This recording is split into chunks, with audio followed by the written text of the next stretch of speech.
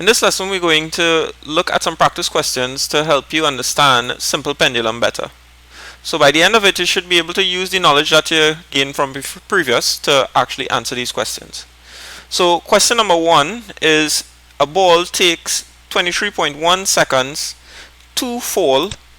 Okay, so this here is to fall from a height of 75.4 centimeters. What is the speed of the ball? So the equation for speed is equal to distance over time. So we just take the 75.4 centimeters and the 21.3 seconds and we divide them and we get the answer 3.539906103 centimeters per second. Now when you're stating the final answer, you're going to have to take into account the amount of significant figures for the values you were given to do the calculation. So this here is counting from the left first, as I said before, 1, 2, 3 significant figures, and this here counting from the left, 1, 2, 3 significant figures.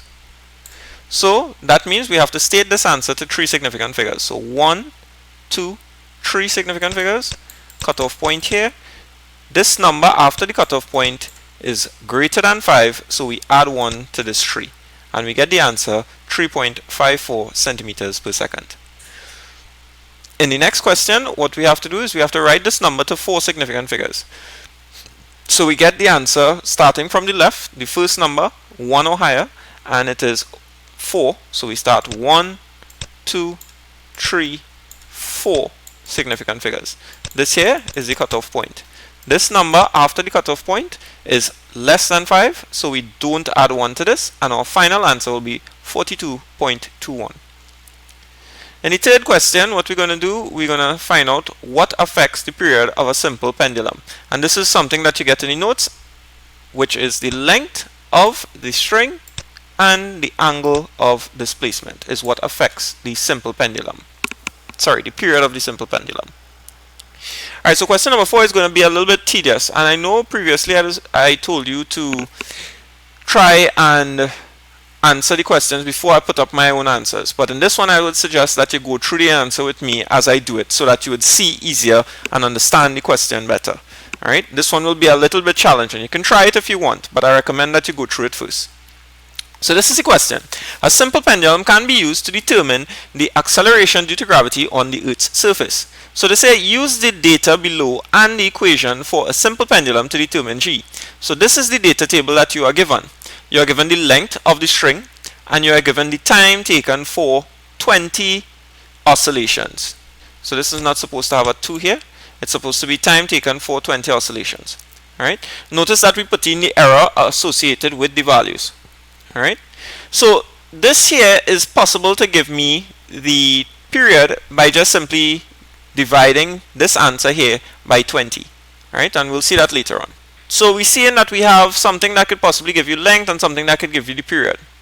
So what we have to do now is we have to analyze the equation for a simple pendulum. So this is the equation for a simple pendulum, and what we're going to try to do is we're going to try to make it look like the straight line equation. The straight line equation that you're familiar with from maths is y equal to mx plus c. And if it is we square both sides, we will see that what we do is we say t squared is equal to 4 pi squared upon g multiplied by L. And if you compare that to the y equal mx plus c, we see that the manipulated variable, which is the length of the pendulum, is there, and the responding variable, which is the t squared, compares to y, and therefore the gradient itself compares to the value of 4 pi squared upon g, and c is absolutely nothing, which means that it must pass through the origin of the graph. So we say that therefore there is a proportional relationship between t squared and L. So what we need to do first is work out the data that we need. We need, from previous, we see that we need t squared and we need L. Notice that this means we have to put t squared on the y-axis and L on the x-axis. So from here we say length, we put it back. Time for 20 oscillations, we have this here. We divide it by 20, we get these values here. Notice I am keeping the number of significant figures for the time the same. I put 3 significant figures for each. And then I simply square it. I also make this here to 3 significant figures. Notice the error value on this and the error value on this is much different. Remember, what we do here is we take an average. So that is why for one oscillation, we get a smaller error. Sorry, uncertainty. Alright. Next part, we have to determine the scale of the graph. Now we have already given this, and we have this. So we notice that the range runs up until 2.4, from 1 to 2.4, and then from 4.24 to 9.92. Remember previously, however, when we worked before, we said that C here gives nothing. That means it has to pass through the origin. Therefore, my graph must start at the 0. So my range for each one, as when I work it out, my x-axis will still be the 2.4 because I start from 0, and the y-axis will be 9.92. Next, what I do is I determine how much tiny little 4 millimeter squared blocks is on the x-axis. On the y-axis, I have 90 available on the x-axis, and I have 120 available on the y-axis. So from there, what I do is I take the range and I divide it by the amount of space available. I get 0.0266 recurring for the x-axis, and what I do is I approximate that to 0.03.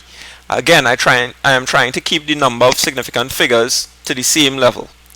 And then what I am going to do is I'm going to find out how much in a centimeter. A centimeter has 5 little blocks, so I multiply this value by 5 and I get this. Similarly, for the y-axis, I say 9.92 divided by 120 and I get 0.0826 recurring, which is approximated to 1.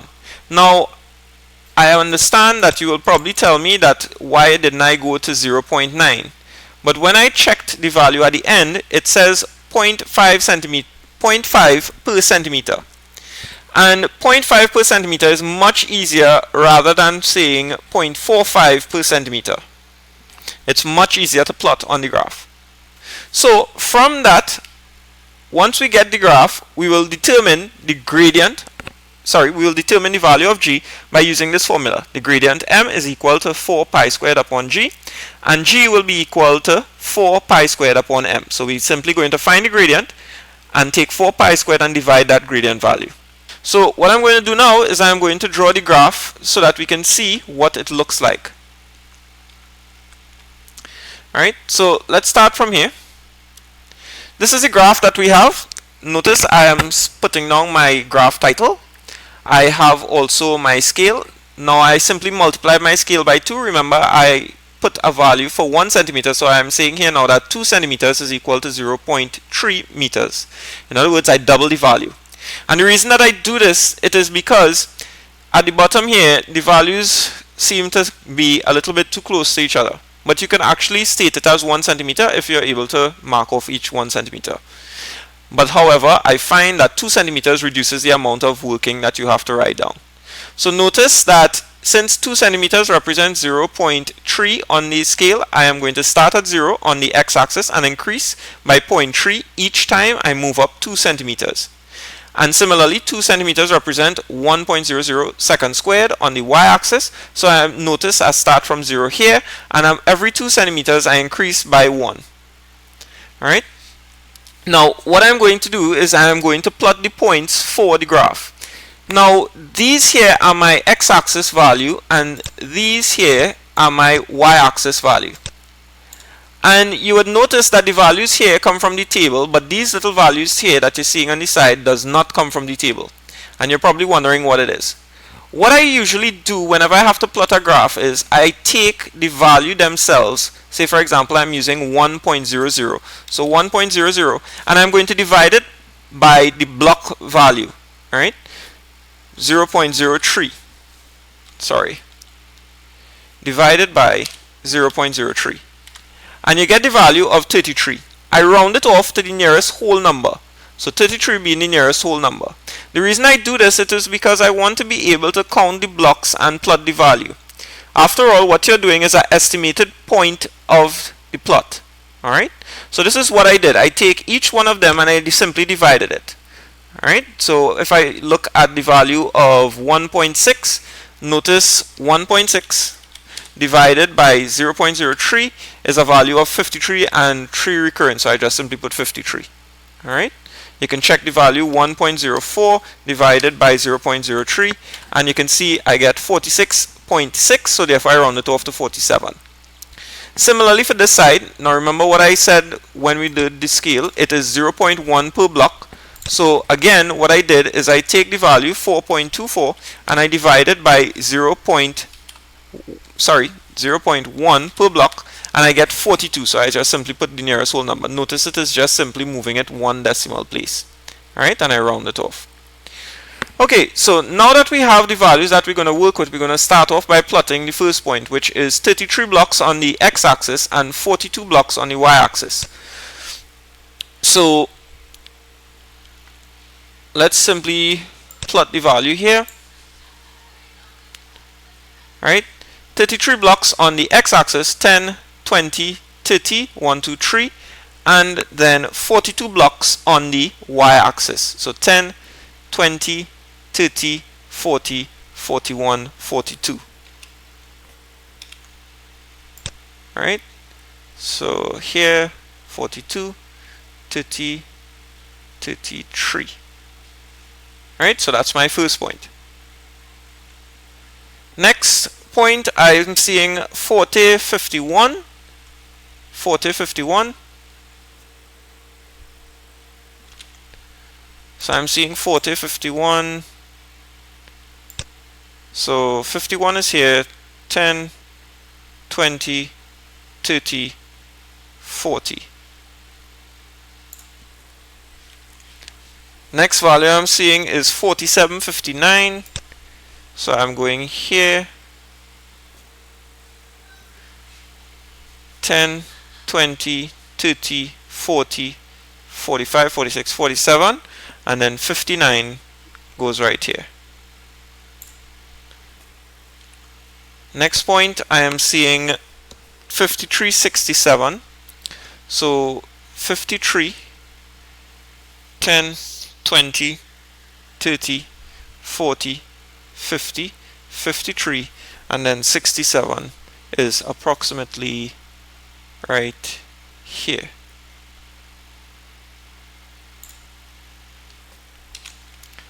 And you just simply continue like that. So 60, 75, I believe. 60,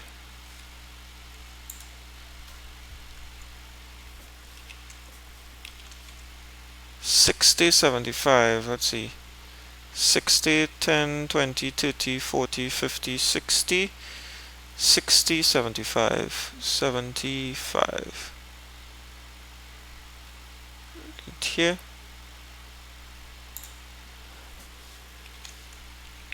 Let's see, next one, 67, 83, 10, 20, 30, 40, 50, 60, 7, and then 83. That's 8.3, 67, 83. This is getting a little bit hard.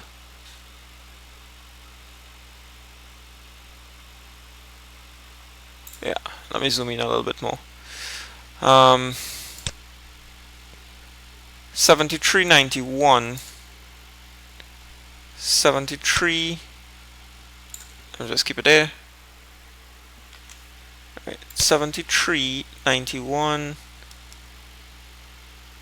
67, 73, 91. So that's 91 here. And then the last point, this is really hard, 100 and then 80. So then we have 80 here, we have 80 here, and 100 where, boy? 10, 20, 30, 40, 50, 60, 70, 80, and 100 is right up about here.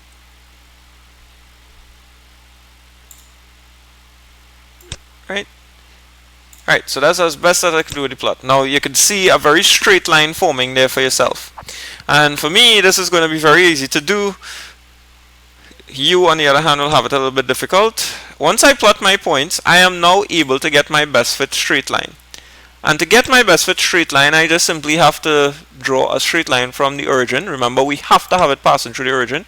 And we're going to try and distribute the points on either side of it. Notice the points. I am going to try and pass it through as much points as possible and trying to evenly distribute it on either side. Alright, I'll take that point there as done. Alright, next what I'm going to do is I'm going to determine the gradient. Remember what I said about determining the gradient. We first have to identify some points on it where we can read off the values. Let's simply scale in and look for a point earlier on in the graph that seems to pass across here, and we have this point right here which seems to pass across here. Write that in black. Right, this point here that seems to pass across here, and I am going to write this down on a piece of paper so that when I scale out I can put it on.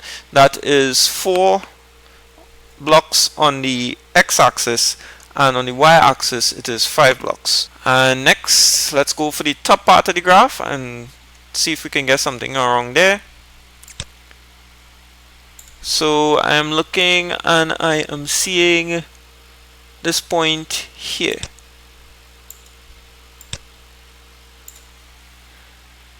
Right, and when I look at that point, I am seeing it falls approximately 1, 2, 3.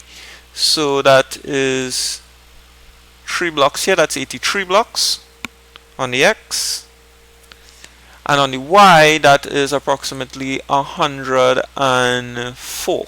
Now, remember what I previously said.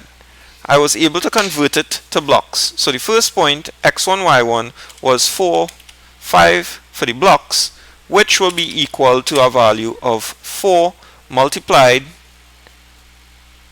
0.3, which is 0.12, and then 5 multiplied by 0.1. Alright, so we have 0.12 and we have 0.5. Alright, next one. We have the values of 83 and 104, which is equal to a value of 83 multiplied by the 0.03 will give us 2.49.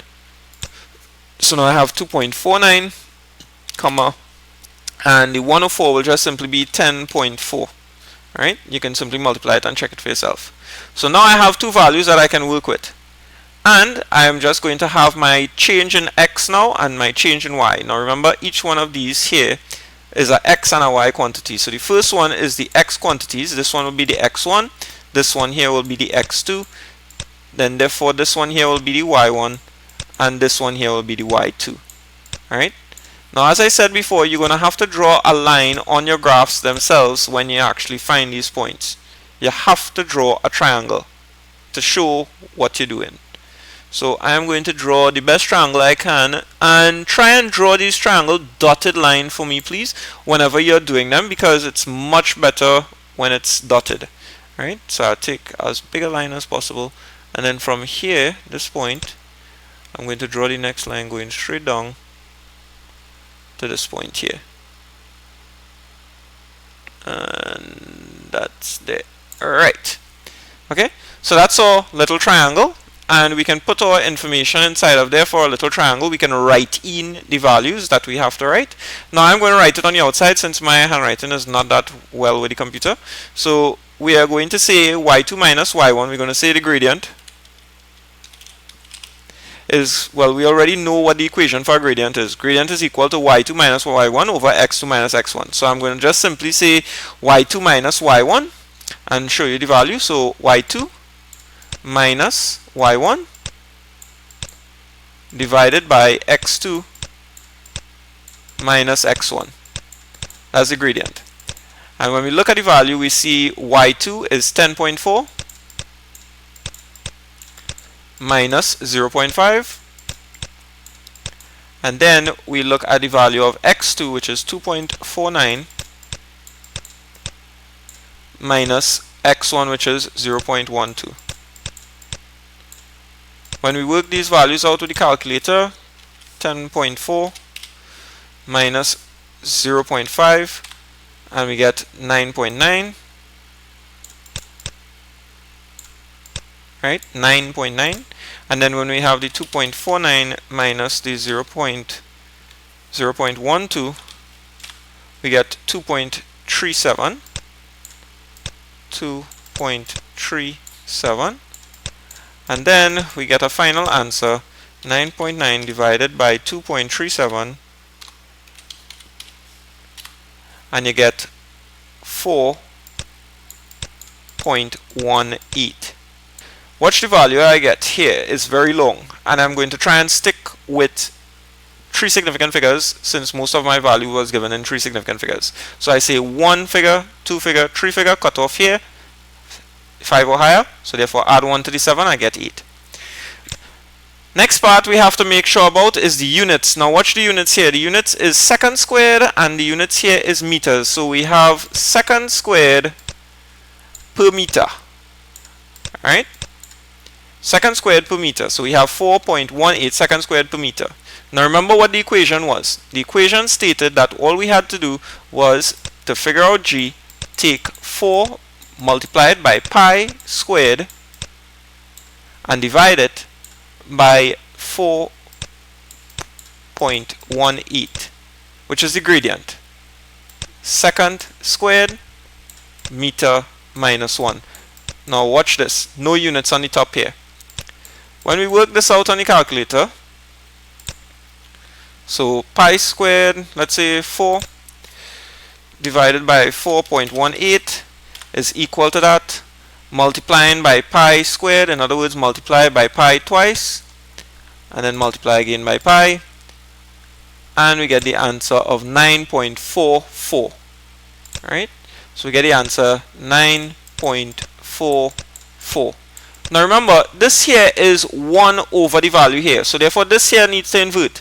So this here to the minus 1 inverts to m to the positive 1, which we don't write, and then this here s to the positive 2 becomes s to the minus 2, and that is the unit of acceleration, which we already know, or you will see future when we do it. Alright, so the calculations for gradient could go right inside of this triangle here, and the analysis, which is this part here, can go in on your solution at the end of it. Now the answer for the acceleration due to gravity is approximately 9.81. So if you get a result about this, this is a very good result. Alright, you can try doing this question on your own, and if you have any problems, you can just simply send me a message. Thank you.